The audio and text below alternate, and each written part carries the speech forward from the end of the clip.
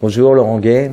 Donc, je vais juste vous partager 15 ans de galère dans la cam jusqu'à aujourd'hui, comment Dieu est venu me chercher et comment ça a changé ma vie.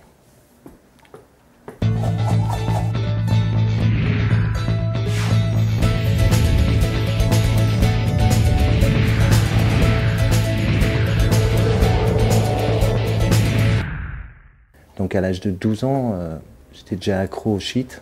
Jusqu'à 18 ans, à peu près, j'ai vécu l'enfer de la drogue. Ça veut dire quoi? Ça veut dire que je vendais du shit à mon collège, je rackettais. J'étais devenu un toxicomane parce qu'à l'âge de 14 ans, le shit ne me suffisait pas. Donc j'ai commencé à me piquer à l'héroïne.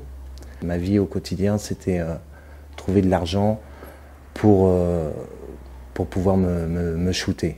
Je faisais partie d'un gang, donc à partir de là, l'argent ne me manquait pas. On braquait, ma philosophie c'était faire un peu ce que je veux, quand je veux, avec qui je veux, où je veux. Dans ma tête, j'étais libre. Donc à l'âge de 18 ans, je me suis fait arrêter par la police. 48 heures, j'ai passé dans une petite pièce, et là j'ai compris ce qu'était vraiment la drogue. Ça veut dire que mon corps en avait besoin. Là, je suis rentré dans une descente aux enfers qui a duré jusqu'à peu près l'âge de 20 ans, là où j'ai eu la chance de pouvoir partir un an au vert à la campagne. Donc pendant un an, j'ai arrêté toute drogue, sans substitution, et pendant les 3 premiers mois, j'ai vraiment galéré. Mais j'avais arrêté. Au bout d'un an, j'étais nickel, à tel point que j'envisageais même de reprendre du boulot.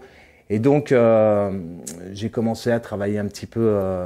Je vendais des bijoux fantaisie, et la recette de mon marché, malheureusement, je le picolais dans les boîtes de nuit. Mais pour moi, l'héroïne, c'était quelque chose de terminé. À tel point même que j'ai même rencontré une jeune fille, j'ai rencontré l'amour, le grand amour. Je suis rentré sur Paris en me disant, ça fait un an que j'ai arrêté. Ce que je ne savais pas, c'est que les personnes que j'ai rencontrées, c'est-à-dire les mecs de ma cité, tout de suite quand je suis revenu, ils m'ont proposé de l'héroïne. Et là, je ne la payais pas, ils me la donnaient gratos. Et pour moi, c'était le plus grand de mon malheur. J'ai commencé à faire du gros business. Je travaillais pour la mafia de Paris et j'avais tout un réseau du nord de Paris. Je prenais plus de 5 grammes d'héroïne par jour. Florence, la fille que j'avais rencontrée l'été d'avant, est venue à la maison. Elle était clean. Je l'ai affranchie sur ma vie. Je suis un dealer. Je t'interdis la cam. Quelques mois après, c'est moi qui shootais Florence. Je vous garantis que quand tu es junkie, tu vis cette misère, c'est l'horreur. Et je la souhaite à personne. Cette expérience de mort, je la souhaite à personne. Quand tu es à deux, notre vie, c'était un fait divers au quotidien. Je me levais le matin, si j'avais pas ma dose, je pouvais pas marcher. De la voir en manque, de la voir camée, je la supportais plus. Et Florence est devenue enceinte. Waouh! J'y croyais. Pourtant, je suis pas du genre à croire au prince, à croire à des contes de fées. Mais là, j'y croyais. À son 4e mois de grossesse, on a été voir le médecin. Le médecin lui a annoncé qu'elle avait le sida. On peut pas te dire ce genre de truc. On lui a fait un IVG. Vous savez, pour nous, notre vie, à partir de là, on connaissait que la cam, on connaissait que cette culture de mort. À partir de ce moment-là, pour nous, c'était plongeon direct. J'ai goûté à toutes les cams, le crack y compris dans Paris. Je me suis retrouvé en prison pour un règlement de compte qui a mal fini.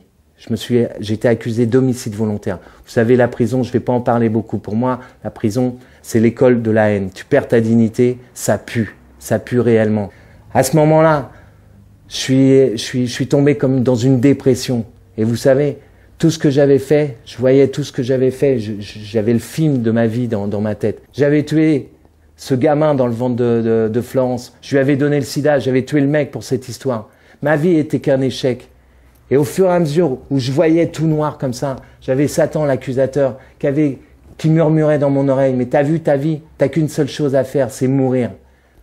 Le 17 février 1988, alors que je voulais m'ouvrir les veines en prison, j'ai commencé à crier vers le ciel comme un instinct de survie, je sais pas. Dieu, je le connaissais pas, j'en avais jamais entendu parler. Dans les cités, on n'entend pas ce genre de message.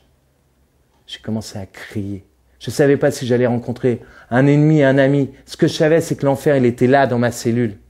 Et là, chose extraordinaire, au fur et à mesure où je criais, c'est comme si ma vie se déballait, excusez-moi l'expression, comme un vide ordure qui se déchargeait. J'avais toute la merde qui se déchargeait comme ça. Et en même moment, j'avais vraiment un souffle de vie qui venait m'habiter. C'était incroyable.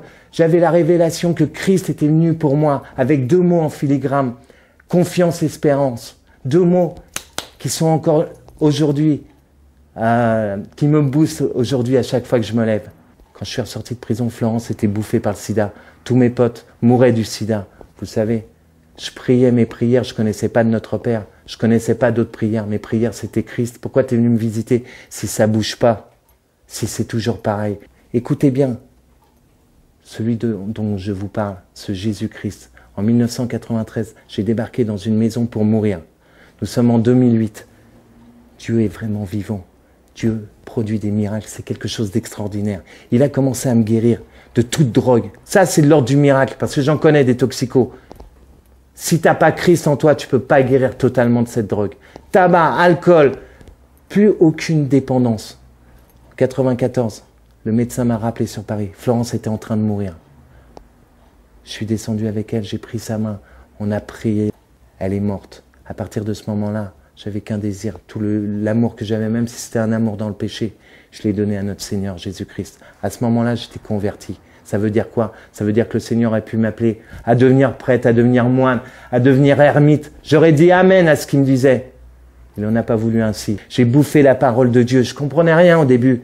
Mais après, c'était vraiment une lettre d'amour pour moi. Vous savez, ce Seigneur que je suis en train de parler, quand il te donne pas des petites giclettes comme ça de bénédiction. Non, il te plonge directement dans son fleuve d'eau vive. Et ça, c'est le bonheur pour toi. Il y a un psaume, c'est le psaume 23 qui te dit « Grâce, ma grâce et mon bonheur t'accompagneront chaque jour de ta vie. » Et ça, pour moi, c'est quelque chose d'extraordinaire parce que je le vis tous les jours. En 1999, le Seigneur m'a permis de rencontrer celle qui allait devenir mon épouse, Marie-Dominique. On s'est mariés 6 mois après. Comment ça peut se faire? J'ai le sida. Comment tu peux te marier comme ça? C'est quelque chose d'impossible. Et bien la sainte folie de l'amour fait que je peux. Parce que quand tu commences à suivre le Seigneur, bien sûr que c'est un choix personnel. Bien sûr que c'est un choix, peut-être un choix de fou. Mais si tu mets Dieu au centre de ta vie, le Seigneur te permettra de vivre ce genre de situation. Le Seigneur m'a donné, en l'an 2000, une petite fille, Raphaël, qui a 7 ans et demi aujourd'hui. En 2005, il m'a donné Jérémia. Ça, c'est les promesses de l'accomplissement de bonheur dans une vie. Comment ça peut se faire? Eh bien, quand tu commences à suivre le Seigneur, les grâces t'accompagnent, la bénédiction t'accompagne.